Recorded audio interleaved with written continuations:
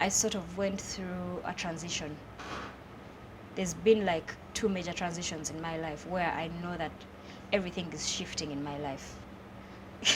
Okay. Something spiritual. That Okay. everything is shifting. So many things that had gone away from me came back. The writing and all that, and I'd failed to write for a very long time. I'm writing again.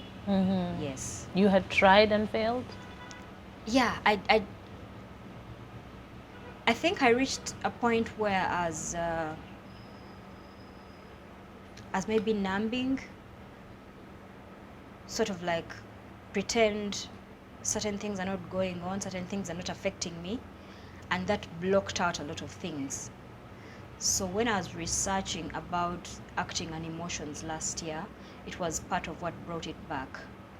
Like, just let your emotions free. If it's time to cry, just let it be. It's time to laugh.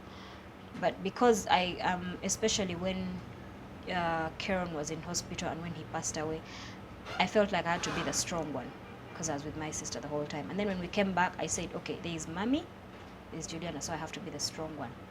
So I bottled up everything. And I didn't realize that it's something I'd been doing for some time, for so many things, that I was telling myself, you have to be strong. You have to, you can't be a crybaby all the time. But I was destroying something. Yeah. Yes. I was destroying You're something. putting on a brave face all the time, a happy face all the time. Yes. And what happens is that empathy goes away from you, even with that. Like you can't feel what other people are feeling because you've taken that part away from you. Because they're saying, oh, everything is okay, or I have to be strong, or sometimes things would happen and I'm like, okay, why am I not affected? But it's because I'd been doing that for a very long time. I didn't know how to feel for others anymore. And it's very important to have empathy as a counselor. Yes. Yes, very important. Yes. Wow, that's powerful. There are a lot of people who live with that and that's their thing and they'll do it for 20, 30 years. Yes. And the sad part is destroys you. It destroys you because you're Yes. not in touch with your emotions. So when they finally grow so big, it just overwhelms you and you don't even know how to deal with it. Yes. Okay. All right. So in university, you did social work. You said UCU? Yes, you see. Okay. And you graduated? Yes, I did. Graduated in 2013. Okay. Yes. And then what? And then I started acting. Okay. Yes. Uh-huh. So Who got you into acting? It's my sister. I told her, I think I want to act. Okay. She's like, and I'd seen Mariam Dagere doing movies, so I was like, can you talk to your friend? She's like, okay. She called Mariam, and then Mariam said, okay, I'll call her when I have auditions. And time went by, and I was like, okay, I think she forgot about me. So I was like,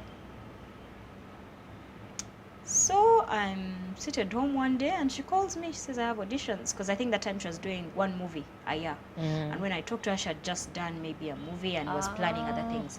So she calls me, and she gives me a supporting role. Okay.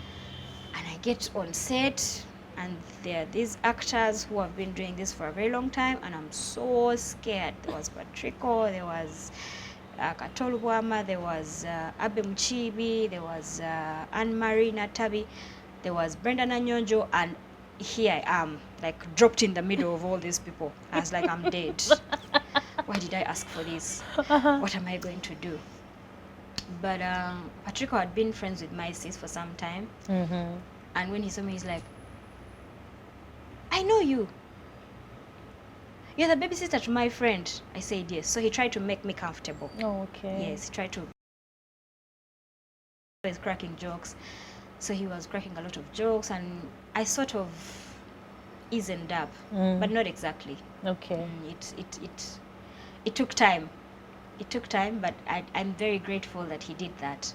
Yes, because everyone was saying, hi, how are you? And they were assuming she's fine. They, and you can't blame them. They've been doing this for a very long time. You are freaking out. Yes, I was freaking out. I was about to pee my pants. I'm like, okay, why did I come here? But he helped me a lot. Yes. Okay.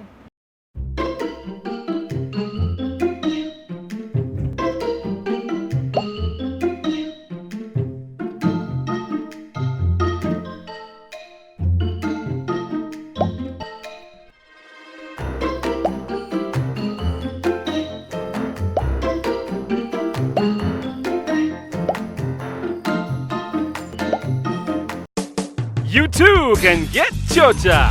Top up every Monday and get 10 times bonus data bundle with Chocha Monday. Log on to www.smile.co.ug or visit any Smile outlet and top up now.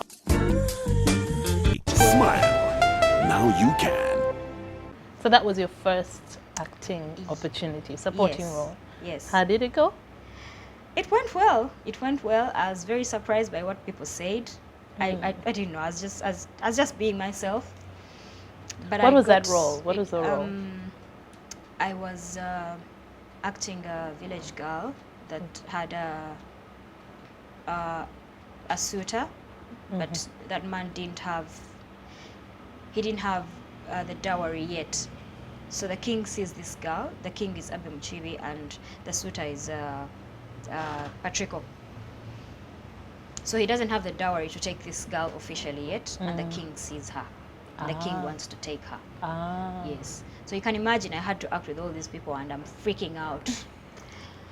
But the good thing, my first scene was one that required me to be a bit shy. So Okay. it just, as already in character. I was already shy and scared, and yeah. So you're able to build Yes, from there. Yes. So Okay. people didn't notice that I was actually nervous, but it's what was required for the scene. Because I'm seeing this man for the first time. I'm walking from the well, and I'm seeing this man for the first time, and he's talking to me, and I'm very scared. Yes. Okay. Okay, so after that first role, first movie, Yes. you're like, this is for me, this is what I want to do, or you're like, I don't know. That is what I wanted to do. I remember I got depressed after we got off set, and that continues to happen until I found out recently. I was watching Gwendy, and she said, actors are depressed when they don't have work. I was like, oh, okay, it's Probably some not kind of just me. withdrawal as well. Because the whole think. time, Maybe. you're on the go pretty much. You Yes. have the scenes, everything. You have this story that you're part of. And then it it's ends. all over. I don't know. I guess partly, but I also find that I find a lot of peace doing that. When I'm doing that, nothing else matters.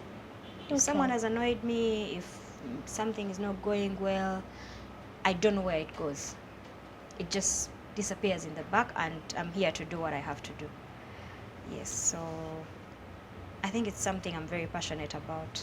Okay. So I'm how not- many roles, how many movies have you been in? Tough to count. You see? You don't know. I would have to count. There've been a number of them. But it's mostly movies? Because you said this is the first production that you're doing the live singing, dancing, acting. I've done the acting on stage before, but they were cameo roles because John Sego was sort of trying to introduce me to, to stage. Stage has really been a challenge for me, but that's the reason why I love it, because it challenges me to do more. It also disciplines you. It reminds you that you don't know. Yes, and that's why I love it. Like, it's raw. The moment you step on stage, you have to deliver. It's not like on film, we say, hey, cut, now get serious. Okay, cut, do that again. No. Once you step on stage, what you've given the people is what you're giving them. If it's not the story, then you've messed up. So you need to be alert, you need to be disciplined, you need to rehearse, you need to, yes. And it's really, really been a challenge for me, a big challenge, but which I love. I like that those two words. It's a challenge, but I love it. It's a Yes. challenge, but I love it. I think I love it most because it's a challenge. Okay. Because it humbles me. It reminds me that you still have a lot to do. You still have to learn. Okay. You know nothing. Yes. Okay. Yes. All right. So when you were not acting, you mentioned some social work that you're doing in the background that you're working towards. Yes. But when you're not acting, what do you do normally? I work for my sister as well. Oh, okay. Yes. I'm her PA. So that's why I travel with her a lot. Ah, Yes. okay. That makes sense. And like I said, the writing came back to me. So last year was so challenging for so Why? many reasons, and I went through a lot. But I Because you're also, talking about this emotional awakening. Did Yes. something happen? so many things happened, but there was also, I think, a battle within me. spiritual battle. I realized that being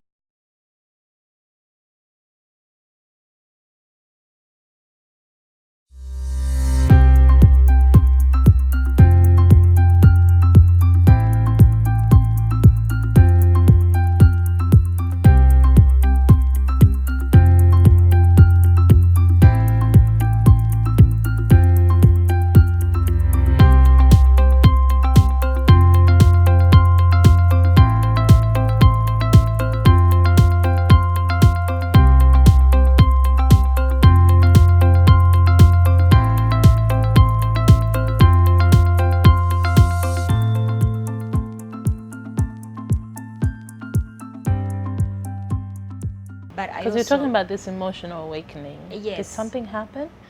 so many things happened, but there was also, I think, a battle within me, spiritual battle. I realized that I'd been doing things the way I wanted to, not the way God wanted me to do them. So he sort of shook up my world until he got my attention and said, okay, many a times we want to bring our plans to God and ask him to bless them. But we don't ask him, what do you want me to do? We tell him this is what Yes. I want to do. We tell him, oh God, this is what I want to do, please bless it. But you've not asked him if that's what, because he has placed these amazing talents within us and he knows how he wants us to use them. But we assume we know. Yes, we are born with free will, but sometimes we have to consult. Is this what you want me to do? And is this the time for it? So everything I had planned last year was challenged. Okay. Everything crumbled. And I said, okay, God, what do you want me to do? This was what, in terms of career? Yes, Even your personal life? Yes, personal life, in terms of career, friendships, like I got betrayed, I had no work, I realized that I was taking directions I was not supposed to take. So I said, okay, God, you have the attention. What do you want me to do? And he takes me back to the drawing board. That's how my writing came back. Okay. Yeah, he reminded me, you remember you used to know how to do this, and I realized if I don't have work, I can write my own movies. Yeah, so he shakes you up just to organize you again. Yes. So I remembered how to write again, and I feel liberated. I feel like many a times we are waiting for someone to come and give us an opportunity, but we can create opportunities for ourselves. Yes.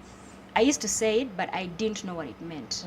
Too So many he told people me. sit back and complain. Yes. But, And I was doing that at some point. And I was complaining, I say, okay, God, you've given me these talents and what. But I wasn't using them the way he wanted me to use them. So he showed me. okay. He shook me up real good. You said friendships, you said your personal life, you said there was no work. I'm Yes. guessing that means you were in a relationship that ended? Yes. Yes. That yes is like, Because I didn't want to talk about it. It's something I ended and I thought it was my initiative, but it's been confirmed to me that that's what God wanted. this person wasn't good for you, The person, well, he was a good person. Hmm? But he was a good person. but not. Not everything good is for you. Yes. Mm. There's so many good people out there, but that does not mean those people are meant for you. Yes. You know, I'm hearing that a lot, and a lot from a lot of people these Yes. days. Yeah. Yes, it's true. It's true, because you meet someone who's good and you say, God, this has to be mine. God cannot bring me something this good and it's not mine. Sometimes it's not. Yes. How did you come to realize that? I realized I was not there anymore, and I prayed a lot about it. I tried to do right, but I was not. I was also hurting the other person, you can't pretend with these things. You can't. Something will cry out, something will rebel. So while I was trying to do right, something within me was rebelling, and I was asking God, why can't I do this right? But So you were every day trying to that do goes the by, right thing, but you yes. weren't feeling that yes, way. every day that goes by, it's confirmed to me that I made the right decision, because so many people ask, like, are you sure you want to end this? And I questioned myself. I sat down with myself and said, am I sure I want to end this relationship? And I was sure, but you know, when everyone is asking you if you're sure or not, you're like, It makes okay, you maybe, doubt. yes, maybe I'm making the wrong decision. But when I ended it, I was very sure I made the right decision. Okay. Yes. Have you always been so spiritual? Yes, but I think it has, I think now it has gone to a higher level. I've always been. Because you said there are Always two been. times in your life where your world was turned upside Yes. down. Last year? Yes. When was the... And some time back, I think I had just left campus, or I was about to leave campus. But in all this, I've realized that when it has happened, I've loved the new me. There's more confidence. I'm more alert. I discover things about myself that I didn't know. So when it was happening last year, I actually got depressed. I had anxiety. But because I'm the one who's always talking to other people about it, I said, no, I cannot be going through this. So I was in denial. I'm fine. Yes, I'm fine. And everyone was telling me, oh, you look good, you've gained weight, you look happy, and like, but it's like I was out of my body looking at myself. I'm like, what's going on? Like I sort of have this, the Bible talks about the peace that surpasses all understanding. That you're going through a storm, but you have peace. That's what I had. So people saw the peace. The storm was in there. And I was asking myself, okay, what's going on? Like I see what's going on, but I'm okay and I'm not. I'm okay, but I'm not. And I had to accept that I was depressed. I had to accept that I was anxious. At some point I thought I was going to die. And I realized that I was always scared when I was driving. Yes, I thought, okay, I'm about to get an accident, I'm about to die, and at some point I had peace about it.